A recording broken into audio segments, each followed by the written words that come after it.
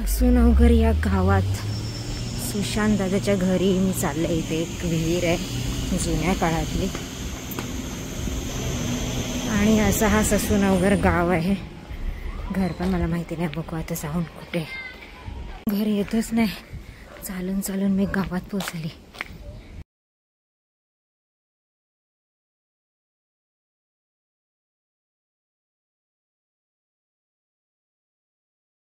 नायगावमधील ससूनगर या गावामध्ये त्यांच्या गावदेवीची यात्रा आहे आणि त्या यात्रेच्या निमित्ताने देवीचा सोन्याचा मुखवटा, चांदीचा मुखवटा, त्याच्यावर सोन्याचं कोटिंग केलेलं आहे। अशा या मुखवट्यावर मी पेंटिंग करायला आलेली आहे। तर सोन्यावर पेंटिंग करायचा हा माझा पहिलाच अनुभव आहे। ॲक्रेलिक कलरने मी पेंटिंग करायला सुरुवात केलेली आहे आणि पेंटिंगचं काम माझं चालू आहे। तर बघूया कशी होती पेंटिंग। सुशांत दादा पाटील यांचे आजोबा, त्यांचे जे नोकर होते काम करणारे, त्यांच्या स्वप्नामध्ये ही देवी आली होती आणि त्या नोकराला ती देवी वारंवार सांगत असे की तुझ्या मालकाला सांग की मला इथून घेऊन जायला। आणि त्यांनी हे त्यांना सांगितलं आणि ती देवी वारंवार स्वप्नात येऊन सांगत असे की ससूनगर गावाच्या बाहेर डोंगर आहे आणि त्या डोंगरावर नदीचा प्रवाह आहे, धबधबा आहे, तिथे मी आहे आणि मला इथून घेऊन जा। जेव्हा सर्वांना हे सांगितलं तेव्हा सर्वजण गावकरी त्या देवीच्या शोधात निघाले आणि ती देवी सापडली आणि तिकडनं देवीला गावामध्ये घेऊन येत असताना सर्व गावकरी दमले आणि एका ठिकाणी त्या देवीला ठेवलं आणि थोडा वेळ आराम करायला लागले। आणि आराम करून झाल्यानंतर निघताना जेव्हा देवी घेऊन उचलायला लागले तर ती हलतच नव्हती। तर सर्वांना असं वाटलं की देवीला इथेच राहायचं असेल, मग त्याच्यामुळे त्यांनी देवीची तिथेच प्राणप्रतिष्ठा केली आणि तिथेच देवीची स्थापना केली आणि तिथेच देवीचं मंदिर बांधण्यात आलं आणि असं हे ससूनगर देवीचं मंदिर। गावदेवीच्या मुखवट्याची काल मी पेंटिंग केली। सोन्याच्या मुखवट्यावर पेंटिंग करण्याचा हा माझा पहिलाच अनुभव होता, पण देवीचा मुखवटा होता, देवाचं कार्य होतं, ते देवानीच माझ्याकडनं करून घेतलं। पण माझा खूप चांगला अनुभव होता, मला खूप आनंद मिळाला हे काम करताना।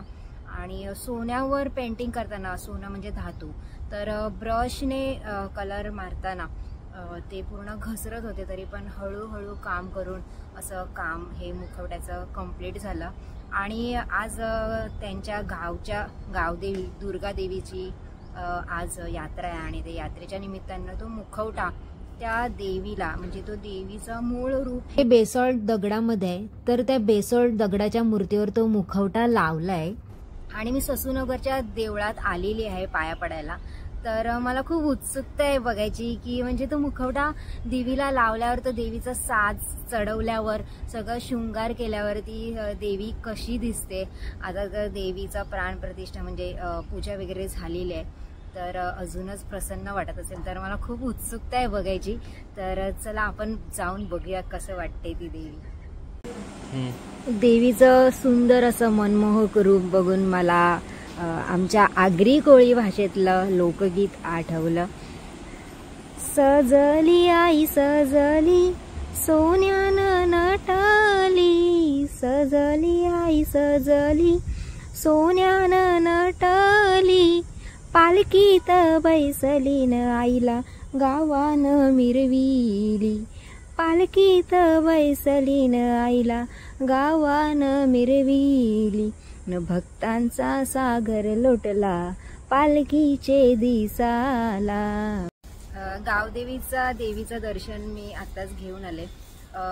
डोंगराच्या कुशीत, म्हणजे आमचं वसई विरार शहर हे असं जास्त करून डोंगराळ भाग आहे, तर हे मंदिर डोंगराच्या कुशीत वसलेलं आहे। तर ही गावदेवी गावाचं नेहमीच रक्षण करत असतात।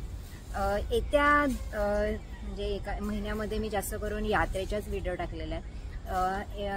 एकविरा देवीची यात्रा झाली का आमच्या इकडच्या सगळ्या गावातल्या गावदेवींच्या यात्रा सुरू असतात आणि सगळेच लोक या यात्रेमध्ये देवीची मनापासून प्रार्थना करत असतात आपल्या गावदेवीचं, कारण की गावदेवी ही गावाचं रक्षण करत असते आणि एक वाघोबा देव, तर देवी वर्षभर आपल्या गावाचं रक्षण करतात म्हणून त्या देवीची मनोभावे अशी पूजा केली जाते. आणि असंच देवीचं कार्य देवीने माझ्या हातून करून घेतलं आणि खरंच खूप सुंदर वाटते देवी. आणि तुम्हाला कशी वाटली ही पेंटिंग आणि व्हिडिओ कशी वाटली ते नक्की सांगा.